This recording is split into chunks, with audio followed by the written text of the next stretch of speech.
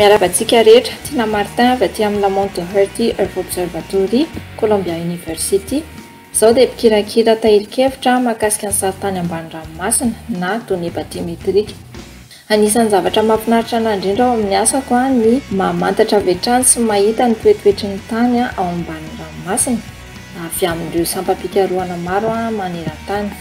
Manampy amin'ny fandrindrana ny fikarohana ranomasina ihany koa ny fahalalana ny toetoetry ny tany ambanin'ny ranomasina satria ahafahana mamantatra sy mamena viana ny fiovaovan'ny toetrandro izany, ahafahana ihany koa mamena viana ny fivoaran'ny haiainan'ny espèce anankiray izay mipetraka any ambanin'ny ranomasina amin'ny toerana lalina. Dia anisan'ny zava-dehibe ihany koa ny fahafahana mamantatra ny toetoetran'ny andro, indrindra eny amorontsiraka mba hisorohana ohatra ny tsunami.